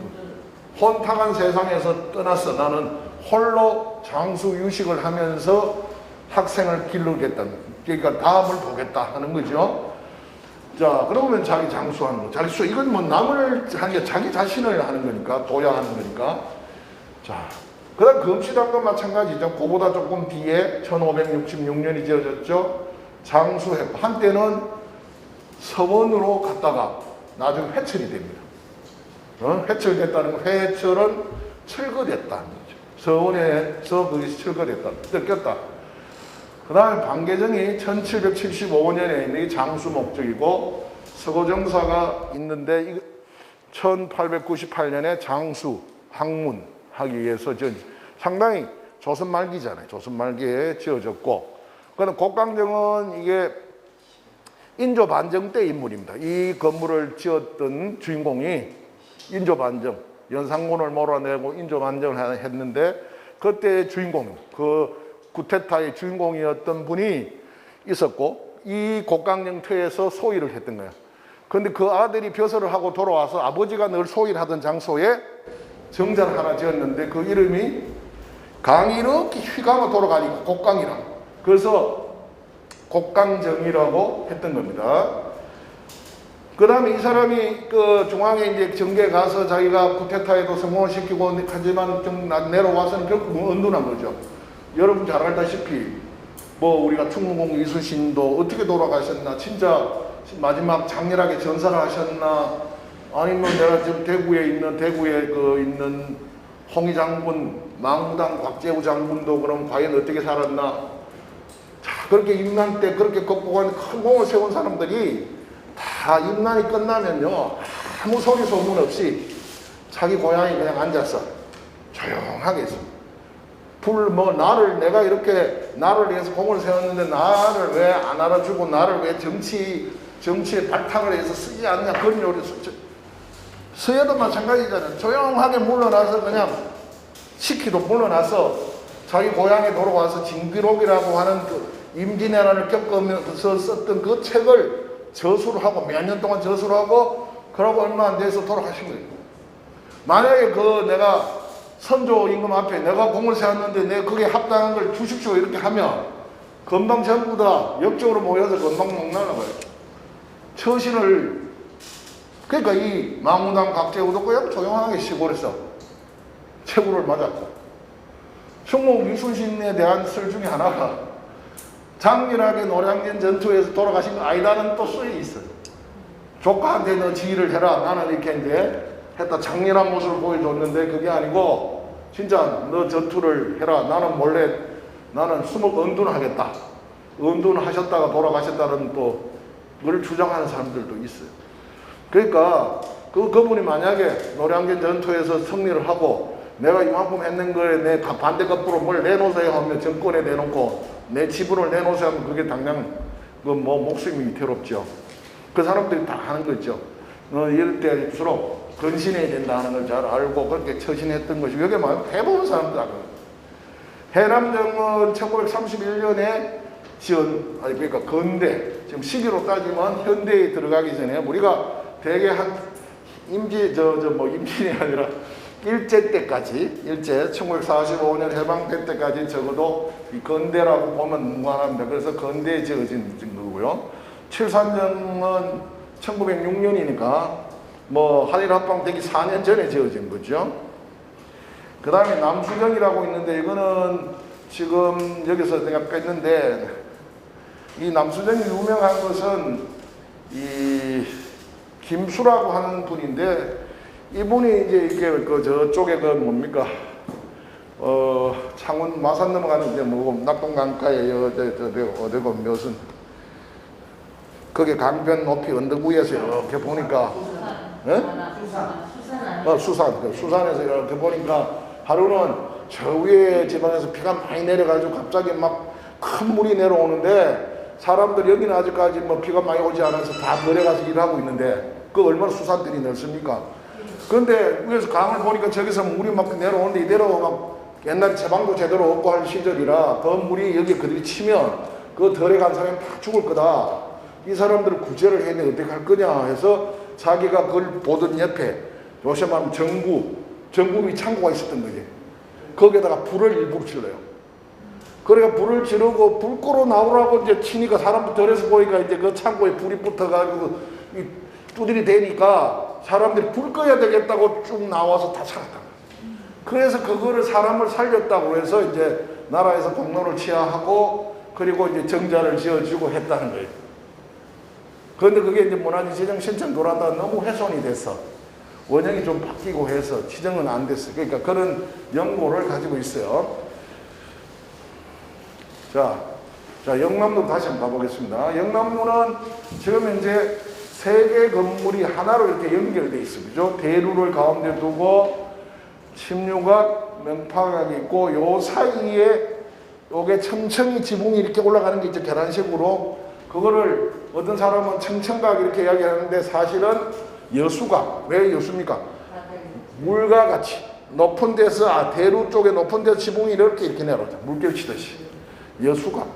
그렇게 해서 세 개 건물이 이렇게 구성된, 우리가 강환로 저기 남원에 가도 건물이 뚝뚝 떨어져 있지. 이렇게 세 건물이 오밀조밀하게 긴밀한 관계를 갖고 있지는 않아. 그래서 이거는 저 남천강 건너편에서 이 영남로를 보면 그 경사지에 이렇게 된 경사지에 세 개 건물이 사이즈나 위치를 아주 교묘하게 딱 자리 잡고 있는, 이 셋이 나란하게 일자로 있지도 않고, 지금 현재 이게 조금 더 나와 있고 그 다음에 이렇게 강 쪽으로 이렇게 치우쳐 있죠. 이렇게. 그리고 크기도 다 좀씩 다르고, 그 경사, 자연의 경사에 그냥 순응해서 아주 있는, 진짜 이거 누가 뭐라 해도 이거는 그 목수가 대단한 안목을 가지고 있었다 할 수밖에 없는데, 그래서 여기를 우리가 이제 용어로 쓰면 입지, 그러니까 입지라고 하는 어디에 자리 잡고 있다는 거야. 자리 잡는 그 유형을 보면 강이 이렇게 휘어지는 게 매나 영남로 앞도 이렇게 이제 남천강 또는 밀양강이 내려오다가 휘어지는 자리에 그 당구형, 지금은 대나무를 심어서 잘 안 보이는데 원래는 그 파인 절벽, 그 절벽 위에 올라앉았어. 그래서 이게 당구죠. 당구. 곡강변에 당구 위에 자리 잡고 있다는 거고, 그리고 아까 내가 외래 출입이 잦다는 건 아까 부두, 정말하면 나루터 사람들이 넘어오는 곳 가까이 있었잖아. 그리고 외래객이 출입하기 좋은 곳이고, 그걸 영남 밀양을 처음 찾는 사람들은 거기에 내려서 아까 말하는 영남로 옛날에 작은 누각 같은 데 올라가서 밀양에 대한 정보도 얻고, 그 다음에 뭐 또 어떤 사람은 시를 쓰는 걸 좋아하는 사람은 시도 남기고 이렇게 했던 것입니다. 그래서 시인이나 묵객들, 글쓰기를 좋아하는 사람들, 글씨 쓰기 좋아하는 사람들이 이렇게 여러 가지 작품들을 남겼다 하는 거죠. 자, 그래서 이제 영남로 주변의 경치를 8경, 10경, 16경 해서 이렇게 읊어놓은 게 있어요. 일일이 다 설명 긴데, 영남로를 중심으로 그런 경치가 있다. 크게는 16가지 경치, 볼거리, 적게는 8가지 경치, 이렇게 해서 영남로를 중심으로 그런 아름다운 경관이 펼쳐져 있다는 걸 읊었다는 거죠. 자, 우리가 지금 이제 영남로 마당에 가면 이제 일로 들어가죠. 일릉파읍. 이 도면은 복원 전의 도면인 거예요. 지금은 여기에다가 계단이 이렇게 내려와야 되는데 이 도면은 복원 전의 도면입니다. 그래서 제가 이 지금 사진 중에는 벌써 20년, 30년 된 사진도 곳곳이 들어가 있어요. 많은 변화가 있어요. 지금 자세히 보세요. 그 다음에 침륜각에 보면 이렇게 여수각이 내려와서 그 다음에 이상하게 연결이 안 됐어. 근데 그러고 여기도 보면 바닥이 전부 일본식 마루였어요. 일제 때 이후에 이게 무슨 사무실로 쓰고 이러면서 다 개조를 해버려가지고. 그래가 그 당시에 원형으로 복원하기 전의 모습이야. 지금은 이제 여기까지 싹 잘라가 여기는 온돌방 넣고 여기는 마루로 싹 깔아놔. 지금은 확 바뀌었지. 그게 복원이 됐어요. 지금의 그 이전의 모습입니다. 한 20년 전의 모습이다 생각하시면 돼요. 자, 그러면 이 영남로 같은 게 어떻게 쓰였을까? 그냥 요새 사람처럼 아무나 가서 하는 게 아니고 관청에 있는 누각이니까 아무나 함부로 쉽게 출입할 수가 없어요. 일정한 신분이나 지위가 되는 사람, 허락받은 사람들이 올라가는데 지금 현재 이게 평양의 부병루에 연애하는 모습을 그때 사진기가 없으니 이렇게 찍어 놓은 건데, 그려 놓은 건데, 거기 보면 연애라고 있어요. 자, 평양에 감사가 새로 들어오거나 또 평양 감사가 임기가 끝나고 나가거나 아니면 좋은 어떤 일이 있거나 하면 공식적인 연애를 하는 장소. 지금 무의들이 앞에서 지금 춤을 추고 있고 여기 주인공들이 여기 이제 앉아있고 그 다음 밖에 이렇게 쭉 도열해 있잖아요. 그러니까 누각의 원래 용도, 영남로의 용도는, 근데 영남로는 안타깝게도 이런 그림이 좀 있어야 되는데 이 그림이 없다. 아직. 무슨 말이겠습니까? 이 그림. 그럼 영남로에서 이걸 하려면 그 앞에 마당, 뒷마당이 되겠죠. 우리가 지금 올라가는 그 마당, 그 마당에서 이렇게 무의들이 춤을 추고 이렇게 하고 그 주인공들은 그 대루에 올라서 앉고 그 다음 주변에 있는 능파각, 침륜각을 이용해서 그게 어떤 행사를 했을 거랍니다. 이런 거는 뭐 부병루만, 그리고 여기 지금 대동강이잖아요. 이 강이라고 하는 부병루는 눈은 눈데 지금도 남아있고 북한에 국보로 되어 있는데 보면 영남로는 누각으로 밑에 있는 그 마루 밑에 기둥이 넙직하게 되어 있잖아요. 얘들 거를 보면 지금 여기 그림도 그렇지만 나지막하게 누각 같은 느낌이 덜한데 절묘한 위치에 있기 때문에 그 경치가 좋은 거예요. 건물은 내가 봐서는 영남로가 100점이면 이거는 이제 한 60점 정도, 그만큼 그게 달라져. 자, 그 다음에 한번 삼척에 가면 축서로로 하고 있거든요. 유명한 이것도 보물인데 거기도 보면 이런 연회도가 남아있어. 그러니까 이 중앙에 이런, 그래서 사람들이 어떤 공적인 모임을 하든 다른 말로 하면 어떤 의례를 하든 그런 장면들이 있었다. 자, 그래서 누라고 하는 게 그냥 가서 뭐 몇 사람이 그냥 풍류를 즐기고 그런 게 아니라 가장 중요한 일은 뭡니까? 이런 연애를 하는 곳이고 공식적인 의례를 하는 곳이 이런 관청에 속한 누각. 그래서 이거 우리가 이 영남루 같은 거를 뭐라고 이제 정확하게 부를 수 있나 하면 네 글자로 쓰면, 네 글자로 이야기하면 관영누각이라고. 관에서 영은 경영한 누각이다. 그죠? 개인이 한 게 아니잖아요. 자, 그 다음에 이제 영남로는 이런데, 영남로에서, 자, 안에서 봤을 때 모습이죠. 안에서 마당에서. 이게 북쪽이잖아요. 북쪽에서 봤을 때 모습. 북쪽에서 봤을 때, 이 남쪽에 남천강 건너편에서 보면 이렇게 보이는데, 이 아동산 아닙니까? 이 지금 앞에, 지금도 이제 밀양시에서 이 앞에 옛날에 그 밀양 그 업성이 지나갔으니까, 그걸 흉내내가 나지막하게 이 성을 이렇게 둘러놔죠. 지금 이 강 앞에까지. 그거는 이 업성이라고 하는 밀양 도심지를 둘러사는 성이 영남로 근접해서 딱 돌아가 있었어요. 그래서 그걸 갖다가 저렇게 복원을 해놓은 겁니다. 자, 그 다음에 또 밑에 그림도 마찬가지. 남천강 건너편에서 보면 이 모습인데, 여러분 아시겠지만 밀양에 사신 분들은 여기에 옛날에 뭐가 있었습니까? 문화원이 있었죠. 도서관도 있었고. 자, 그런 것들이 이제 뭐 기증을 받아서 다 짓고 한 건데, 이제 이 지형을 복원한다 그래가지고 그거 다 없앴죠. 철거하고 지형도 좀 옛날 지도를 맞춰서 높이도 이런 맞추고 해서 해놓은 게 지금인데, 원래도 사업을 지금 밀양시가 이 반대편에 주차장 만들어 놓은데 무슨 사업을 하면서 사업의 목적이 뭐냐? 원지형 보건인데, 말은 원지형 보건이라니까 문화청에서 돈을 몇십억 줬는데 이런 원지형 보건이 아니고 그냥 주변에 땅 사가 그냥 뭐 좀 사람들이 좀 쉴 수 있는 공간도 좀 만들고 주차할 수 있는 공간 좀 더 만들고 하는 겁니다. 그래서 예, 1차적으로 원지형 복원을 하려면 원래 그 땅들의 높이가 어떤지를 측정해서 그걸 해야 되는데 그거는 뒷전이고, 그리고 일단 예산 그렇게 하니까 그 사람들이 이제 속아서 좁긴 했는데 내가 봐서는 그건 의미가 없는 건데, 자, 지금 현재 이게 절벽인데 원래는 지금 옛날 거리를 보면 이렇게 대나무가 있는 게 아니고 바위가 그대로 이렇게 드러나 있는데, 한 몇십 년, 한 3, 40년 전에 여기 자꾸 이제 그 바위 옆에 있는 흙들이 빗물에 씻겨 내려가니까 이게 붕괴될 위험이 있다. 그래서 대나무를 심어 놓은 거예요. 그 대나무를 심어 놓은 때만 바위가 다 가려져 버린 거죠. 그래서 이 모양은 바위가 그냥 드러나 있는 게 훨씬 보기가 좋은데 지금 현재는 이렇게 돼 있다는 거죠. 그러면 여기 대나무도 좀 쳐야 되는데 대나무가 자라간 누각을 이만큼 다 가려버리면 그것도 좀 이상해. 지붕만 떡 있으면 집이 하늘에 이렇게 둥 뜬 모습을 하고 있거든요. 그 다음에 이제 여기에 있는 요 다리도 옛날에 일제 때 고천후해서 배다리라고 하는 배를 옆으로 이렇게 횡으로 나와가지고 밀양역 삼문동 쪽에서 시내 쪽으로 출입을 하던 것을 배다리를 걷어내고 거기에다가 콘크리트 다리를 놓은 게 지금 저 다리입니다. 그 우리가 그러면 아까 내가 나루터가 있었다는 게 여기란 말이에요. 여기.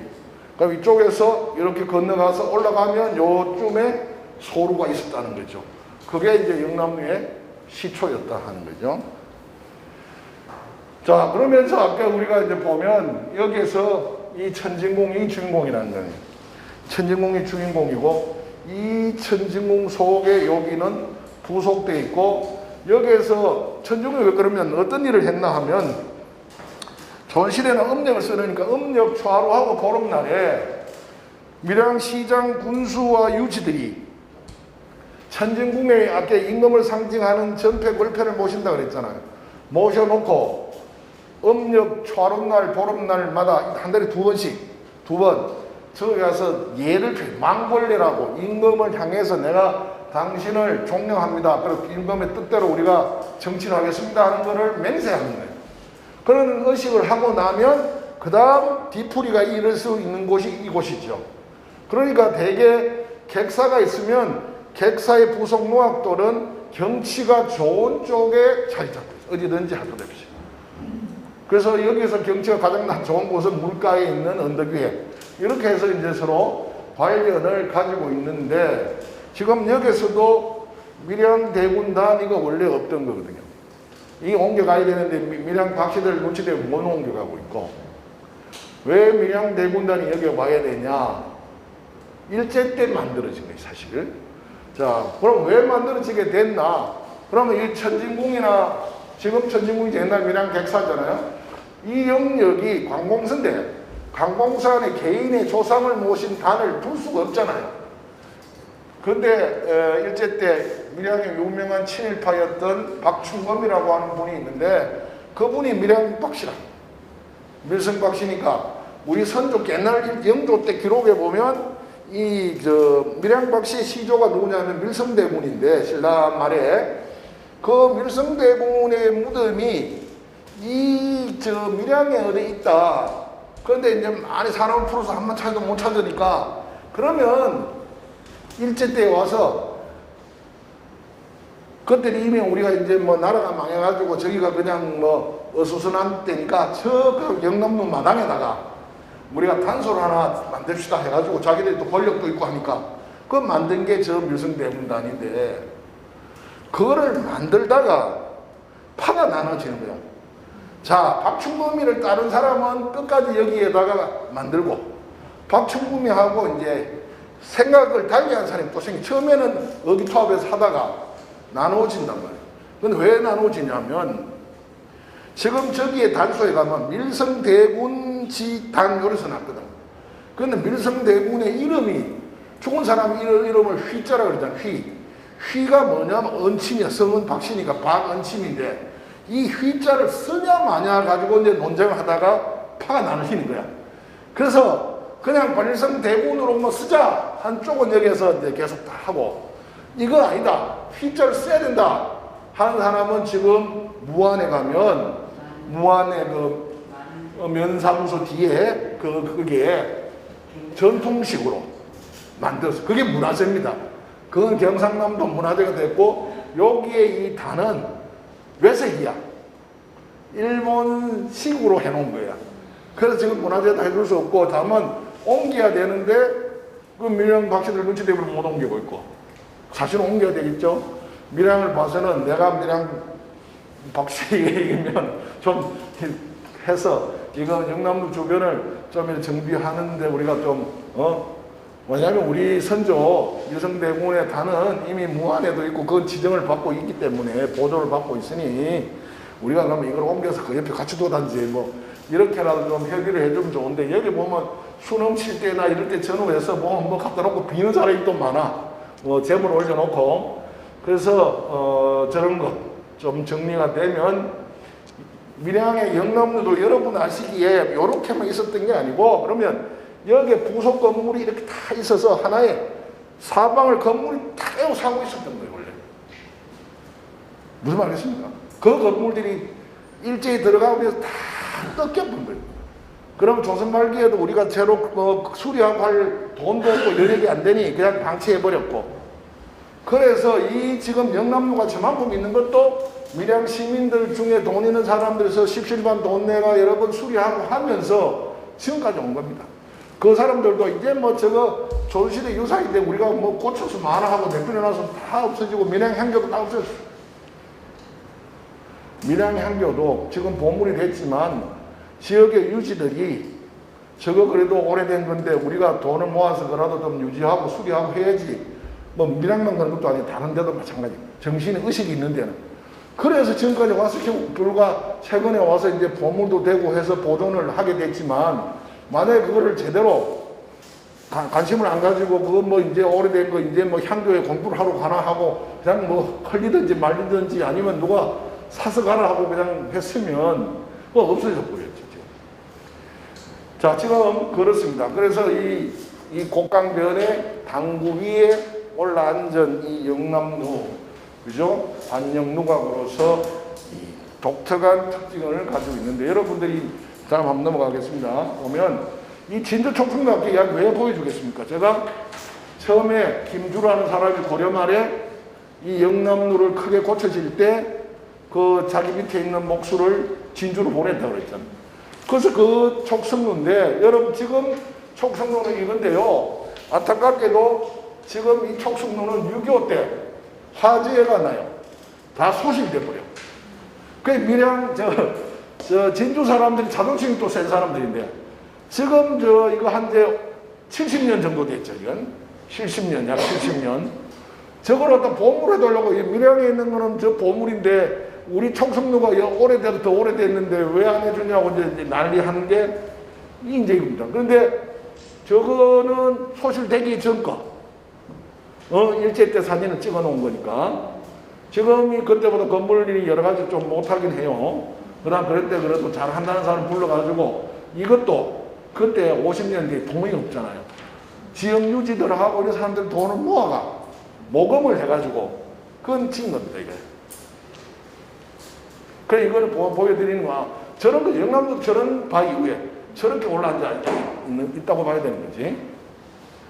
자, 그래서 이런 대루의 모습, 이것도 대루죠, 그죠? 이러면 촉성루지만, 이거는 딱 한 건물이잖아.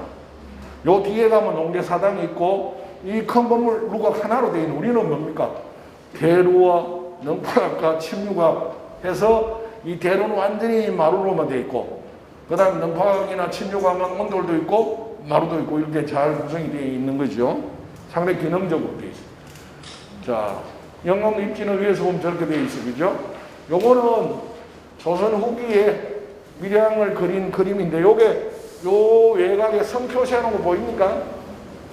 요게 밀양의 읍성입니다. 밀양 읍성. 그래서 여기에 요 영남로 있는 이 산, 요 산봉우리 여기인데 요 무봉산 있는 자리고, 그러면 여기가 아동산이고 아북산 있잖아요. 아북산 뒤를 이렇게 감싸고 이렇게 밀양읍성이 지나갔고, 거기에 성문 있는 자리를 표시를 해놨죠. 이렇게 여기도 하나 있어요. 그 요 성이 이렇게 영남로 앞으로 지나갔으니까 지금 아까 말한 대로 지금도 가보면 낮게라도 성 모양으로 돌을 쌓아놓은 것은 그것 때문에 그렇다는 것이고, 지금 이게 객사 주인이 주건물이죠.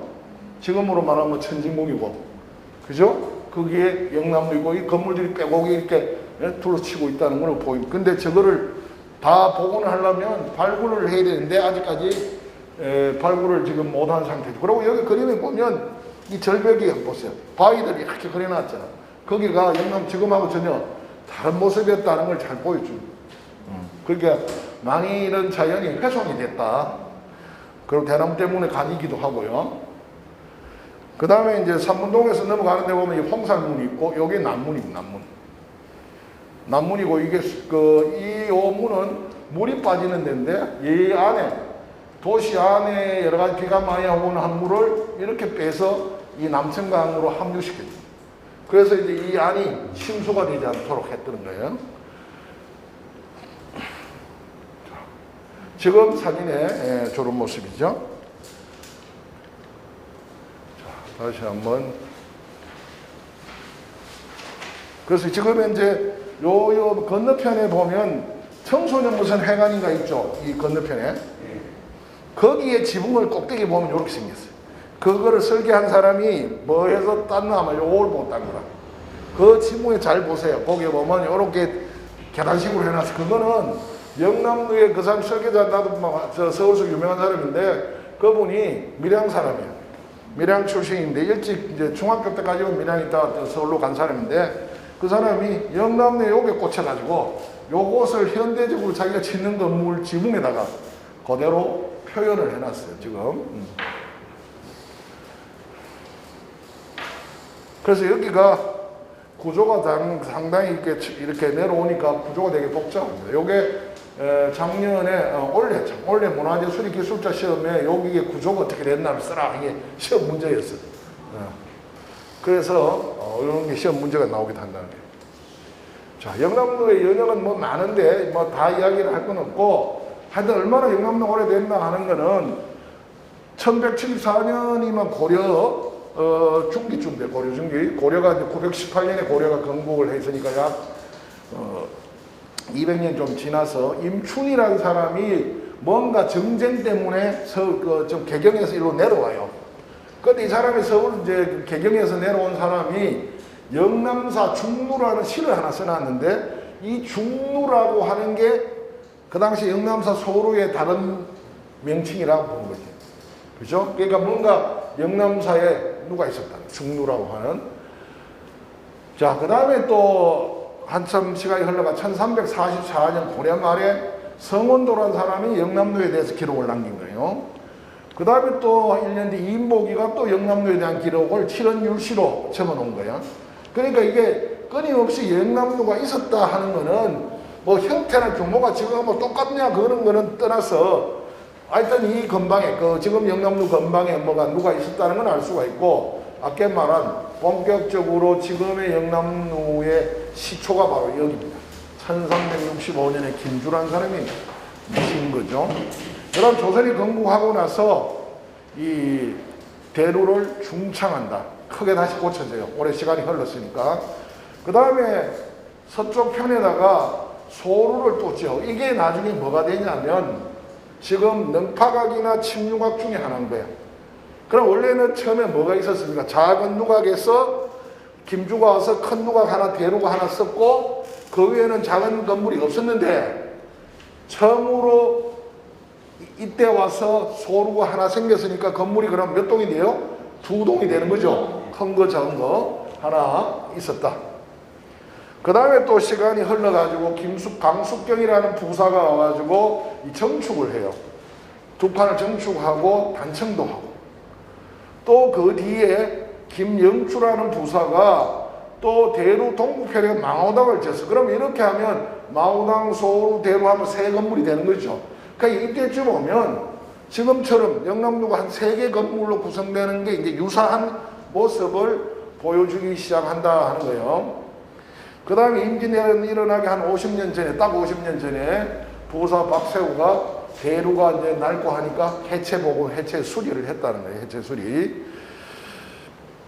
자, 그래서 이제 여기 보면 아까 말하는 망우당 옆에 뭐 있다는 거 이런 걸 다 옮겨오잖아요. 대루 옆에 조금 뚝뚝 떨어져 있던 거를 옮겨와서 이름을 바꾸죠. 지금의 능파각 또는 능파당이 같은 이름인데, 그러니까 지금의 그 침류당, 침류각 이름이 벌써 임진왜란 전에 벌써 생겼다 이 말, 생겼다. 그러고 이제 임진왜란한테 피해를 입어서 불이 나요. 자, 그래서 이거를 그림으로 이제 간단하게 그려보면 지금 이렇게 된다. 자, 부속누각으로 조만 누가 하나 있었다. 소루라기도 하고 중루라기도 했다. 그 시에 그려져 있었죠. 그 다음에 영남로로 김주가 한번 크게 고쳐졌어요. 대루만 있었죠. 그 다음에 이제 그 옆에 소루가 하나 들어섰죠. 그 다음에 다시 요 소루 이름을 임경당으로 고쳐. 또 정추가.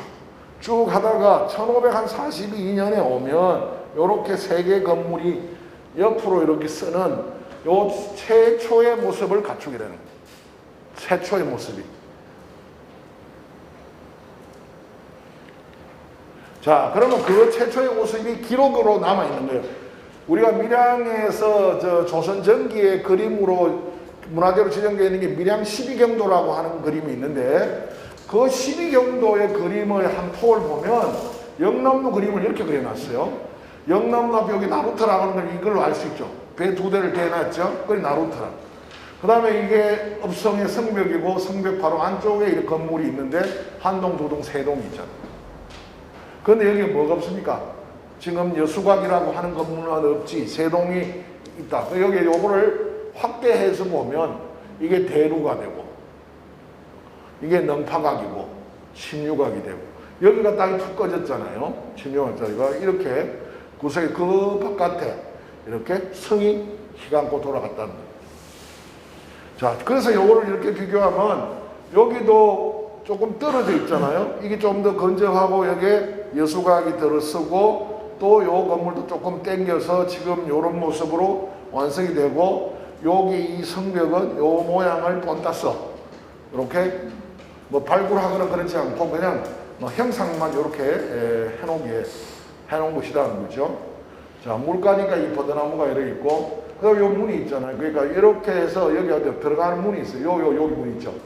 요렇게 해서 요 문이, 요 문은 뭐냐면 이 강가로 시내 안에 있는 사람들이 물을 떠러 가거나 빨래를 하러 가거나 정식 성문은 아니고, 그래서 이렇게 오면 이렇게 해서 오면 시내로 들어가는 거죠. 이렇게. 그러다 여기 옛날 영남사 있던 이런 데 가서 좀 쉬어다 가기도 하고 그랬다고 하는 것이 요 그림이 이제 잘 보여주고 있는 겁니다.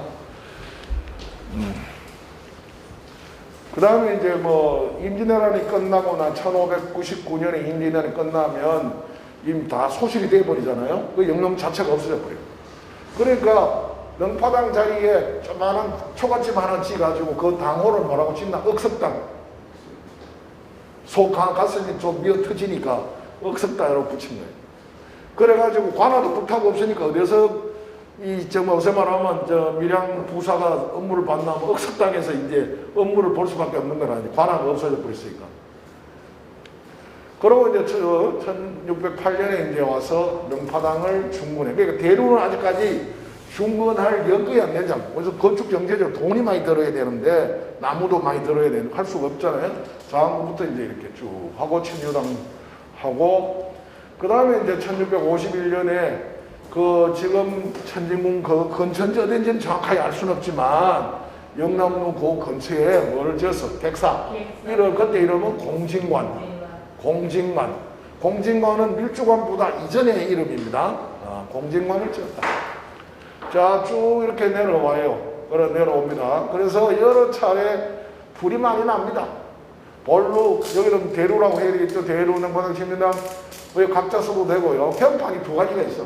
침류각이라는 현판도 있고, 침류당이라는 현판도 있고, 석에 따라 다른데, 자, 이렇게 다 소실이 됩니다. 불이 탔다는 거예요. 그래서 이제 또 재건하죠. 또 중수하죠. 그 다음에 뭐 부러져가지고 대들보로 해체 보수하죠. 쭉 이렇게 합니다. 그런데 요 1800년대 지나면 국가의 재정은 물론이고 밀양시 재정도 별로 좋지 않은 거예요. 수리하는 데 힘이 들어요. 그죠? 그래서 이미 1834년에 친유랑이 또 불랑. 그 다음에 이제 한 10년 정도 흘렀어요. 흘러서 요때 42년에 불났다고 그랬잖아요. 42년에 불나니까 2년에 걸쳐 43년, 44년 두 해에 걸쳐서 이인재라는 이 부사가 이걸 안 했으면 지금 영남로가 없는 겁니다. 어렵지만 이인재라는 사람이 영남로를 중건하자 해서 중건을 했던 거죠. 그러고 그 옆에 객사도 번듯하게 갖추어서 그를 밀주관이라는 이름으로 명칭을 정확하게 붙이기도 했다. 그래서 그 안에 영남로 경내에 비장청 동해 서해안 해는 관청의 그 건물을 해라고 해. 동쪽에 있는 관청, 서쪽에 있는 관청 이런 뜻입니다. 쉽게 말하면. 자, 이게 기능을 뭐 했는지는 정확히 모르는데 개인 집이 아니고 관청이다니요. 자, 공주 이거는 뭐 그러니까 뭐 밥을 하고 뭐 하는 음식을 하는 곳이었던 것 같아요.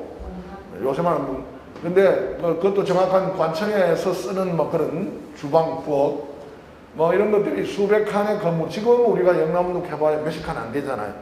그러니까 지금보다 10배도 더 큰 것들이 그 에워싸고 있었다고 하는 거고, 그 다음 밀주관이라고 하다가 나중에 요성관으로도 가고요. 이름이 좀 바뀝니다. 그런데 안타깝게도 1894년에 동학혁명이 일어나고 그렇게 되면서 일본군들이 뭐라 합니까? 통합군을 진압하겠다고 해서 우리나라에 들어오게 돼요. 그래서 밀양까지 옵니다. 밀양까지 와서 이 사람들이 객사를 찾아, 헌병들이. 정말 아마 지금의 천진궁을 차지하고 앉아가지고 거기를 그 임금을 상징하는 격이 제일 높은 건물을 뭐로 썼겠어요? 자존심을 가장 낮추려면 옥으로 씁니다. 옥. 저는 보니까 이때 그 운동하는 사람을 잡아 가두는 옥으로 임금을 상징하는 건물을 썼으니 나라가 힘이 없으니 한만 못하고 그렇게 하면서 저 천진궁이 훼손되기 시작하는 거예요. 자, 그래서 이제 영남로에 올라가 보시면 딱 중앙에 영남 제1루. 이 영남이라고 하는 게 지금 현재 경상남북도를 다 통칭하는 거잖아요. 그죠? 자, 지금 말하면 추풍령이라는 그 영곡의 밑으로, 조령하고 그 밑으로, 저 추풍령 밑으로 다 영남인데, 영남에서 제일 가는 누각이다. 이게 딱 가운데 걸어놨죠. 그 다음에 여기에 또 밀양 조선 후기의 지도에 보면 영남로 이렇게 표시를 해놨어요. 요 칸수는 정확하지 않아요. 칸수는 정확하지 않고. 그 다음에 여기에 전이라고 써놨는데, 요게 객사입니다. 이게. 객사. 지금 뭐 이거는 정확한 오늘 지적도가 있는데, 조선 후기에 또 경상도 명성도라는 그림이 있는데, 그 그림에 보면요. 요렇게 성이 이렇게 돌아가는데, 거기에 요 대루가 하나 있고, 대루가 보이죠? 사람 두 사람이 마주보고 얘기하는 것처럼 그려놓고, 여기 친유당 가게 해당하는 게 있고, 능파학 그림이 있고, 주변에도 건물들이 많이 보이잖아요? 요게 지금 천정문 같아요. 요 앞에 이게 만등문이고. 이렇게 해서 그 일과 간에 여러 건물이 이렇게 구성된 모습을 보여주고 있어요. 자, 그래서 영남로라고 하는 게 이때로 보면, 이 그림을 보면, 이거 전부 다 철벽이 돼요. 이게 이제 남문이고, 요 옆에죠. 요 근처가 남문이었으니까요. 이 남문. 이 쭉 가면 관북하는 게 지금 현재 그 관아 복원해 놓은데 옛날 내이동 사무소 거기 여기죠. 이게 아북산이고. 자, 그래서 이제 우리가 지금 전에 그래도 사진으로 정확하게 볼 수 있는 거는 사진기에 의해서 볼 수 있는데, 일제 이후에 조선 고속도보라고 일제 총독부가 이제 사람들을 보내서 사진을 찍어요. 그래서 이제 그걸 발간한 책 이름이 조선의 고적을 그림으로 이렇게 찍어서, 그 사진으로 찍어서 책을 여러 권으로 편찬을 하는데, 거기에 보면 영남로 사진이 이렇게 있어요. 거기 보면 이 절벽에 지금 침류각, 능파각, 대루, 청천각이, 즉 여수각이 있고 전봇대가 이렇게 지나가고 있어, 그죠? 이미 관리가 잘 안 되고 있다는 걸 지금 보이고, 여기 침식이 막 되고 있다는 걸 지금 보여주고 있고, 그다음에 이제 남쪽에서 본 모습이고, 북에서 보면 이렇게 보이죠? 아까 말한 대로 여기 계단이, 복원한 근거가 여기 있는 거지. 이미 여기 있었는데 이게 없어졌다가 다시 내가 여기에서 이 난간에서 흔적을 찾아서 이렇게 하자 해서 이제 새로 해놓은 것이거든요. 자, 그 다음에 이제 옛날에 좀 덜 뜯겼을 때, 능파항 옆에도 건물들이 보이고, 여 옆에도 있는 건물들이 보이잖아요. 네. 지금은 가면 요 사주문 하나만 딱 있어. 그러니까 이때도 많이 뜯겼는데도 이렇게 건물들이 여러 동 더 남아 있었던 걸 우리가 볼 수 있습니다. 자, 영남루의 지금 현재 가장 모습인데, 요 전부 보수를 했습니다. 그래서 기단 돌도 그렇고, 다 새로 뜯어 새로 쌓았기 때문에 재료도 좀 바뀌고, 그런 모습들이고요. 자, 여기 보면 영남루라는 게 있고, 강자웅부라고 되어 있죠. 낙동강의 왼편에 있는 아주 큰 고을이라는 뜻인데, 지금 현재, 이 강자라고 하는 거는 이제 우리가 보는 게 아니고 우리가 봐서는 오른쪽인데 인근이 북에서 남으로 보면 이쪽이 좌측이거든요. 그래서 낙동강을 경계로 해서 좌측을 경상자도, 우측을 경상우도라고 하는데 그래서 경상자도에 있는 큰 도시다, 고을이다 이렇게 했죠. 그 다음에 이제 그 다음에 여기 보면 요 지금 외곽에 마루 밖으로는 이 계자강 난간이라고 하는 닭다리처럼 닭다리 거꾸로 해놓은처럼 된 아주 다리가 요 하나하나가 닭다리처럼 생각하면 돼요. 닭다리 근육이 있는 닭다리처럼 된 게 거꾸로 닭발이 위로 올라가게 이렇게 해서 쭉 일정한 간격으로 하고 난간을 만들어 놓은 게 계자강. 그래 개도 닭겠잖아. 계자강 난간을 둘러놨을 게 우리나라 난간 중에 가장 격이 높은 게 계자강 난간입니다. 그 다음에 요거는 이제 그 침류각 복원하고 난 뒤에 아까 이야기한 대로 창호나 이걸 다 복원하고 마루를 앞으로 이렇게 꾸미고 했던 것. 그래서 일제 때 변형된 거를 다 털어내고 새로 한 것입니다.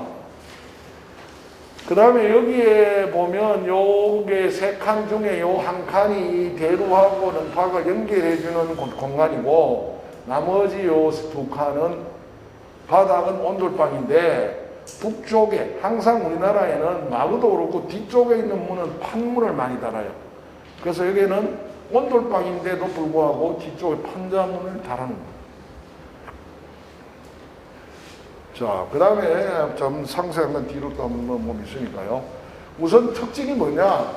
규모를 한번 보면 정면이 5칸, 기둥 2개 사이가 한 칸이니까 5칸이면 뭐 적은 규모는 아니에요. 그래서 측면이 4칸. 그래서 규모가 큽니다. 영남도. 그러고 같은 칸이라 하더라도 한 칸의 길이가 길면 규모는 더 커지는 거죠. 자, 그 다음에 이제 구조가 이고주 칠량가다. 이 말은 나중에 좀 더 설명을 할 거고요. 자, 포작이라는 공포인데 공포가 어떻게 됐나? 여기 보면 요렇게 혓바닥처럼 생긴 게 요게 입공인데 요게 3개가 있으니까 삼입공이라고 합니다. 입공이 3개 있죠? 하나, 둘, 3개 있습니까? 그게 삼입공. 그 다음에 요게 기둥 중심인데 그 삼입공을 끼고 있는 요거는 이 우리 앞으로 튀어나와 있고 옆으로 직경하는 요 부재들 있죠. 이렇게 삼각형 모양으로. 이 부재의 위치가 요 기둥 중심보다 한 칸 나와 있어. 그래서 하나 나올 때를 1출목이라고 그래요. 2단 나오면 2출목 그래요. 그럼 뭐라고 해놨습니까? 1출목 해놨죠. 그래서 왜 1출목 밖으로 한 단 나오고 여기에 입공은 3개가 있으니까 1출목 3입공 형식인데 이 입공 세서 위에는 전부 요 조각이 나중에 더 좀 정확한 사진이 있는데 연꽃이 조각이 되어 있어요. 연꽃이. 자, 그 다음에 용두도 있고 뭐 다 뒤에 나오니까 이거 넘어가서 보겠습니다. 좀 더 정확한. 이 내부인데요. 내부에 이렇게 보면 아까 그 용둔이 뭐냐 하는 게 어디 있냐면 여기입니다. 지금 현재 우리가 여기 보세요. 자, 이고주 칠량가라고 그랬죠, 내가? 어떤 게 이고주냐면 이 가운 그 제일 끝 기둥은 요 기둥인데 요 기둥 비해서 이게 훨씬 높잖아요. 그럼 요 기둥은 평주라 그러고 요보다 기준에서 높은 기둥을 고주라 그래. 높은 기둥. 그럼 그 기둥이 어떻게 전체에는 여러 가지만은 횡방향으로 들보를 기준해서 보면 여기 하나, 앞에 하나, 뒤에 하나니까 두 개잖아. 그 두 개 위에 들보가 올라가고, 들보가 올라가기 대들보. 대들보 위에 다시 받침을 놓고 종보가 올라가고, 여기에 판대공이라고 하는 나무 판대 두꺼운 걸로 만든 위에 종도리를 받치는 놈이 하나 쓰고, 그 다음 제일 위에 종도리를 받치는 그런 구조인데, 여기서 여러분들이 영남로에서 보면 들보가 엄청나게 큽니다. 그리고 선이 이렇게 보이죠? 보이죠? 그 선이 무슨 선이냐면, 이 큰 집을 지으려니까 대들보가 엄청나게 커야 되는데 그 제목이 없는 거야. 그러니 요게 한 제목이고 그 위에 이렇게 따서 맞춘 거야. 그래서 두 개를 붙여놨어. 그죠? 요새는 뭐 이렇게 압착을 하고 하지만 그건 압착도 안 하고 위에 눌러놨어. 그러면 위에서 이렇게 힘이 가해져서 이렇게 휘어지려고 그러잖아요. 휘어질 때 단면이 굵기가 두꺼우면 잘 휘어지지 않는 거죠. 그래서 이제 지탱을 하라. 그래서 지금 현재 그런 문제가 여기도 좀 보이죠. 선이 이렇게. 그런 것들이 우리가 자세히 안 보면 안 보이는데 그런 것들이 이제 여기 있고, 내부의 이 단층, 이 대들보나 여기에 있는 이 단층들은 상당히 급이 높은 것들이 아주 잘 돼. 밖에는 우리가 퇴색이 많이 돼 있는데 영남로 내부에 있는 이런 대들보 밑에 단층이나 이런 거는 아주 우리나라에서 우수한 단층이에요. 조선 후기 단층 중에는 아주 우수한 단층. 우리가 11억에 1844년에 집을 지었어요. 아무리 빨리 단층을 한들 그 전에 할 수가 없는 거잖아. 그렇죠? 그렇지만 그 시대 한 것 치고는 상당히 잘한 단층이다 이 말씀이에요. 그 다음에 현창관이라고, 그러니까 우리가 어떤 건물에 이렇게 현판은 하나만 붙는 게 아니에요. 여기만 뭐 밖에 뭐 여러 가지 현판이 붙어 있어요. 위치마다. 자, 현창관이라고 하는 이름 붙어 있고, 이게 대들보고요. 대들보고, 여기 용두라고 하는 게 있다. 그게 뭐냐면, 요게 고주하고 낮은 평주 사이를 걸어주는 태보로, 태보 안쪽에 요 용머리를 새겨놓은 거예요. 여기도 있고, 여기도 용머리가 있죠. 그러니까 태보의 안은 전부 용머리를 다 새겨놓은 거예요. 이렇게.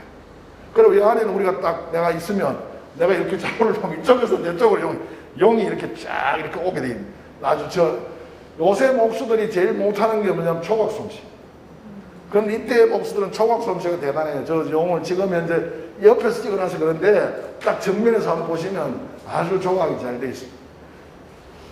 그래서 그 용두를 이야기하는 거예요. 용두가 저기 있다는 게.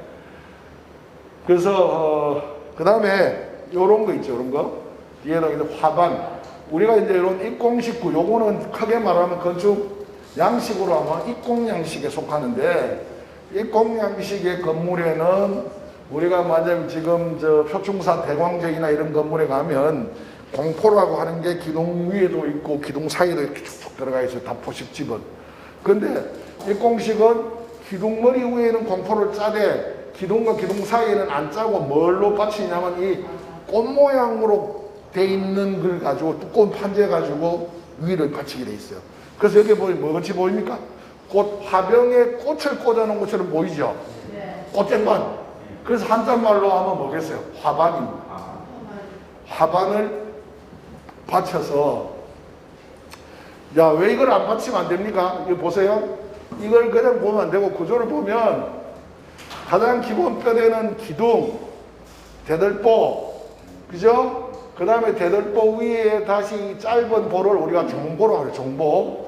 종보를 놓고, 종보 위에 중돌이라고 한 놈을 여기 놓고 여기 놓고, 그 다음에 그 위에 석가래를 비스듬히 걸었잖아요. 여기도 걸려있잖아. 석가래가 걸려있는데, 석가래 위에 한 50cm 내지 60cm 흙이 올라가 있고, 그 위에 무거운 기와가 또 올라가 있잖아요. 그 무거운 힘이, 하중이 무게가 석가래 등을 타고 내려오잖아요. 그러면 그걸 지탱을 누가 해줘야 됩니까? 이놈이 받아줘야 돼요. 중돌이란 놈이. 그러니까 돌이 다 횡으로 가는 건 다 돌인데, 들보하고 직교하는 방향으로 수평으로 가는 건 다 돌인데, 돌이가 제일 꼭대기 높은 데 있는 놈은 마루종자에서 중돌이, 우리말로 하면 마루돌이, 제일 높은 데 있는 거 하나, 구조가 삼각형 구조이기 때문에 제일 꼭대기는 하나만 들어가요. 하나. 나머지는 대칭으로 들어가야 돼요. 그럼 여기도 돌이, 여기도 돌이. 그 밑에 또 뭐 이런 게 하나 허연선 건 저물이 보이잖아. 저거는 돌이 하나만 지탱하다가 보면 휘어지고 부러질 수 있으니 그 놈을 보강해 주기 위해서 또 넣어놓은 거예요. 가장 중요한 거는 제일 위에 있는 내 손가락 가리키는 이거. 근데 중돌이 밑에서 처마 사이에 있기 때문에 가운데 중자 써서 중간에 있는 돌이 뭐라고요? 중돌이. 그래서 중돌이가 이것도 중돌이고 이것도 중돌인데 여러 개의 중돌이가 나올 때는 위에 있는 중돌이를 윗상자서 상중돌이, 밑에는 하중돌이 이렇게 구분할 수 있겠죠. 자, 그렇게 해서 지금 하는데 그러면 요 놈이 왜 필요하냐? 이 중돌이가 휘어질 수 있잖아요. 부러지고. 그러면 요 놈이 받쳐주는 거지. 밑에서 딱 끼워서. 그 밑에 하나 내지 두 개씩 들어가서 위에서 힘이 가해져도 저 돌이가 부러지지 않도록 받쳐주는 거예요.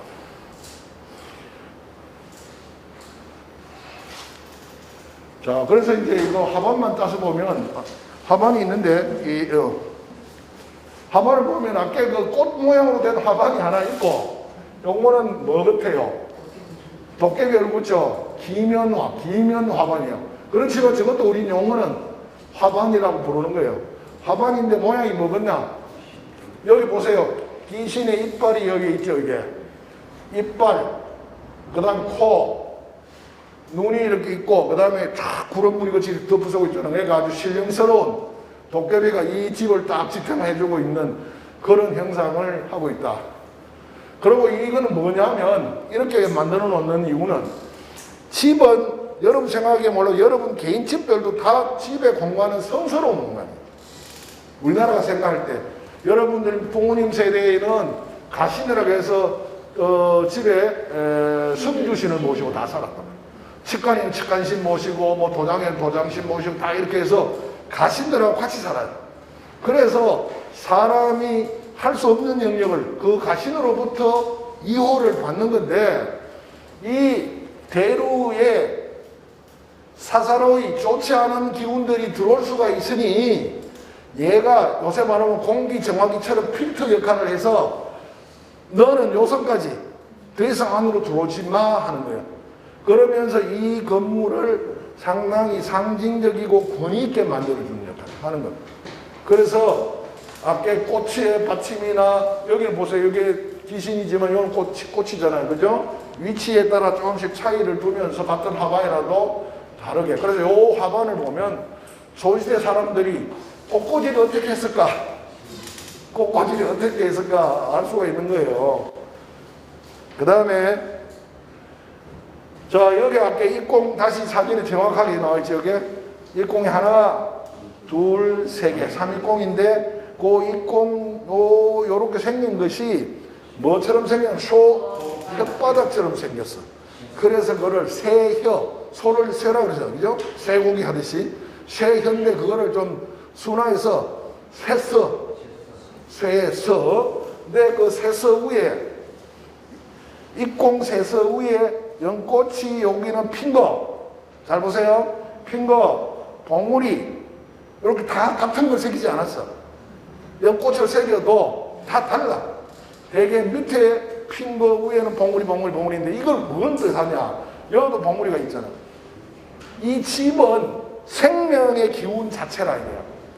그러니까 생기가 지면에서부터 기둥을 타고 올라와서 기둥의 머리야. 기둥 머리에서 공포에서 다시 발산이 되는 거죠. 어떤 것은 그 생명의 기운에 의해서 봉우리가 맺힌 것도 있고 또 어떤 것은 꽃이 핀 것도 있고 또 다른 생명을 낳기 위해서 또 봉우리를 맺는 것도 있고 이런 것을 반복한다. 그리고 제일 꼭대기 올라가니까 이 택보머리인데 택보머리에다가 닭머리를 하나 올려놨죠. 닭머리. 그런데 저거를 우리는 봉황의 머리다. 저걸 봉두라고, 봉두.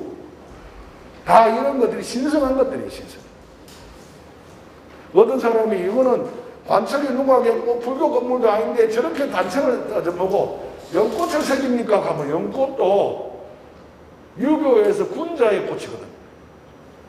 군자의 꽃이잖아요. 그러니까 저거 단청에 하든 조각을 하든 연꽃을 하는 게 하나도 이상한 게 없는데 어떤 사람은 연꽃을 불교의 꽃이라고 생각하는 사람이 있어.